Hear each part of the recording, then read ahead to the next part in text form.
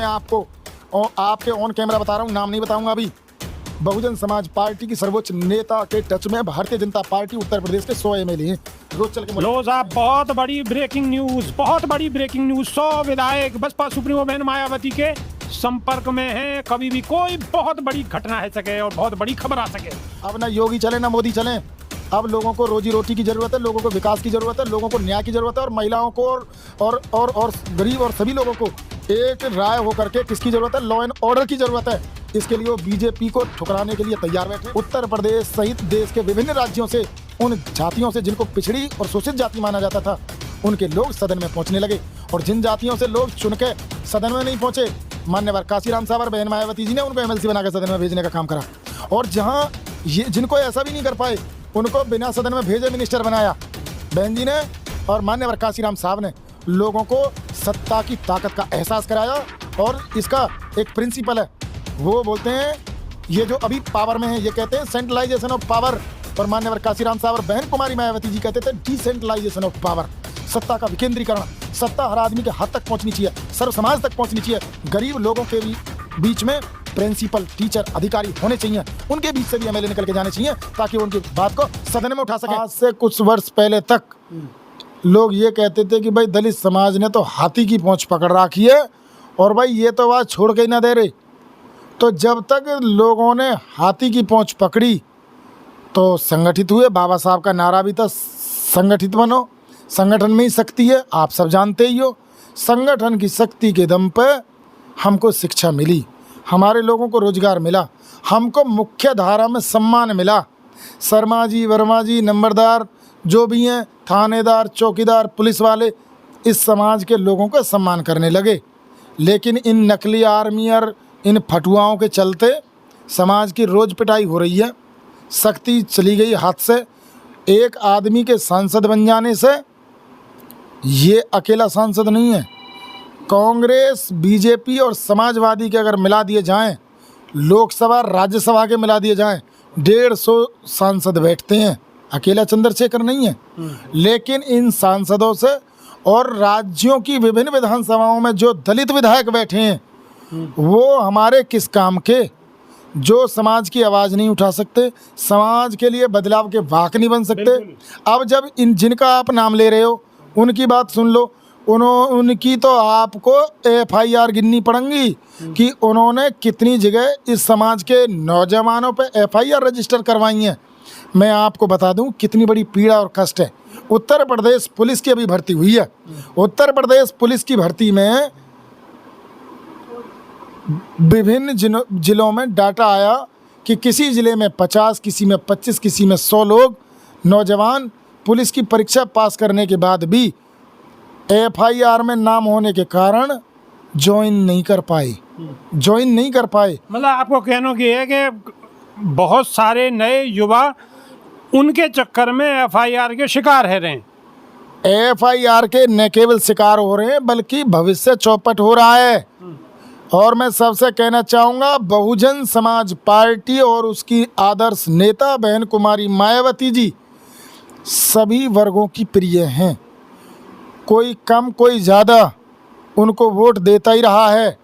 और अब जो बिखरे हुए दलित थे वो फिर बहन जी के साथ आ रहे हैं। मुस्लिम समाज का भी यकीन बदल रहा है। और मैं इतना बता दूं, जो भारतीय जनता पार्टी से लोग उकता गए हैं, चाहे वो चौधरी जी हैं, नंबरदार हैं, शर्मा जी हैं, वर्मा जी हैं, चाहे वो अपर कास्ट हैं, लोअर कास्ट हैं, वो सब देख रहे हैं कि भाई बहन जी ठीक ही, और लौट के उन्हीं के पास आ रहे हैं। 2027 में बहुजन समाज पार्टी उत्तर प्रदेश में सरकार बनाएगी। और अभी वर्तमान में जो चुनाव चल रहा है बिहार में, बिहार के चुनावों में भी बहुजन समाज पार्टी अपनी ताकत दिखाने का काम करेगी। और हम ये आपको बता दे रहे हैं, आपके चैनल के माध्यम से सभी लोगों को ये बताने का काम कर रहे हैं कि बहुजन समाज पार्टी देश की 3री नंबर की शक्ति है। और जो संवैधानिक व्यवस्था, संवैधानिक सिस्टम में यकीन करती है, जो बाबा साहब डॉक्टर अम्बेडकर के बनाए संविधान को लागू करने का काम करती है, वो अकेली पार्टी है। आप अपनी ताकत को पहचानो। आप हाथी के समान हो जो बहुत शक्तिशाली है। और आप हो कौन?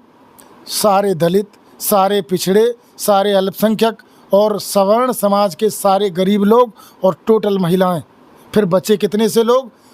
वो बचे जो बेईमान हैं, वो बचे जो लुटेरे हैं, डाकू हैं, लोगों को लूट के, लोगों को बहका के अपनी राजनीति चमका और चला रहे हैं, जो देश को गड्ढे में डुबा रहे हैं। अडानी अंबानी के चेले बचे। सारे लोग जाग जाओ, यूनाइट हो जाओ और फिर से एक बार जोर लगा के कह दो, बहुजन समाज पार्टी जिंदाबाद। जोर लगा के कह दोगे बहुजन समाज पार्टी जिंदाबाद? जिंदाबाद जिंदाबाद बोलो, जिंदाबाद। तो अब एक बात तो बता दो वकील साहब कि बहन जी जा रणनीति को इस्तेमाल कर रही हैं, अब जो सूत्रन के हवाले से बात छन छन के आ रही हैं, थोड़ी दर्शकन को भी बता दो। भैया सुन लो स्पष्ट, समय बदल रहा है, परिस्थिति बदल रही है। भारतीय जनता पार्टी का जो ड्रामा था वो उसका पटाक्षेप हो लिया, एंड हो लिया। अब ना योगी चले ना मोदी चलें। अब लोगों को रोजी रोटी की ज़रूरत है, लोगों को विकास की ज़रूरत है, लोगों को न्याय की ज़रूरत है, और महिलाओं को और गरीब और सभी लोगों को एक राय हो करके किसकी ज़रूरत है? लॉ एंड ऑर्डर की ज़रूरत है। इसके लिए वो बीजेपी को ठुकराने के लिए तैयार बैठे हैं। मैं आपको और आपके ऑन कैमरा बता रहा हूँ, नाम नहीं बताऊँगा अभी। बहुजन समाज पार्टी की सर्वोच्च नेता के टच में भारतीय जनता पार्टी उत्तर प्रदेश के 100 MLA हैं। रोज चल के लो साहब, बहुत बड़ी ब्रेकिंग न्यूज, बहुत बड़ी ब्रेकिंग न्यूज। 100 विधायक बसपा सुप्रीमो बहन मायावती के संपर्क में हैं। कभी भी कोई बहुत बड़ी घटना है सके और बहुत बड़ी खबर आ सके। और सबको पता है कि भैया सपा भी देखी, गुंडेन का शासन भी देखा, और अब इनका भी देख रहे हो, ठगों का। तो ना वो जो गुंडों वाली जो सरकार है, शासन है, वो भी नहीं चाहिए और ये भी नहीं चाहिए। सरकार चाहिए जो संवैधानिक दायित्व का कर्तव्यों का निर्वहन करती है, वो है बहन कुमारी मायावती जी। बिल्कुल। और विरोधी पार्टी के नेता, बड़े बड़े नेता बसपा सुप्रीमो बहन मायावती के कार्यकाल के जो कानून व्यवस्थाई वाकई आज भी तारीफ करें हैं, आज भी तारीफ करें हैं। आप ये बताइए, बहुजन समाज पार्टी ने, अरे भाई आप इतिहास पर नज़र डालो, इतिहास पर नज़र डालो। 75 जाति ऐसी थीं जो बहुजन समाज पार्टी के जन्म लेने से पहले उन जातियों में से कोई व्यक्ति MLA नहीं बना था। 75 जाति, कोई नाई MLA नहीं बना, केवट MLA नहीं बना, और कहार MLA नहीं बना। कितनी जातियां मैं गिनवाऊं। बहुजन समाज पार्टी के सत्ता में आने के बाद उत्तर प्रदेश सहित देश के विभिन्न राज्यों से उन जातियों से जिनको पिछड़ी और शोषित जाति माना जाता था, उनके लोग सदन में पहुंचने लगे। और जिन जातियों से लोग चुन के सदन में नहीं पहुंचे, मान्यवर काशीराम साहब और बहन मायावती जी ने उनको MLC बना के सदन में भेजने का काम करा। और जहां ये जिनको ऐसा भी नहीं कर पाए, उनको बिना सदन में भेजे मिनिस्टर बनाया बहन जी ने और मान्यवर काशीराम साहब ने। लोगों को सत्ता की ताकत का एहसास कराया। और इसका एक प्रिंसिपल है, वो बोलते हैं, ये जो अभी पावर में है, ये कहते हैं सेंट्रलाइजेशन ऑफ पावर, और मान्यवर काशीराम साहब और बहन कुमारी मायावती जी कहते थे डिसेंट्रलाइजेशन ऑफ पावर, सत्ता का विकेंद्रीकरण। सत्ता हर आदमी के हाथ तक पहुंचनी चाहिए, सर्व समाज तक पहुंचनी चाहिए। गरीब लोगों के भी बीच में प्रिंसिपल, टीचर, अधिकारी होने चाहिए, उनके बीच से भी MLA निकल के जाने चाहिए ताकि वो उनकी बात को सदन में उठा सकें। और आज तो ये चल रहा है कि जहाँ पे जितना ज़्यादा पैसा है वही MLA बनेगा, जो जितनी ऊंचे सिस्टम को वही है।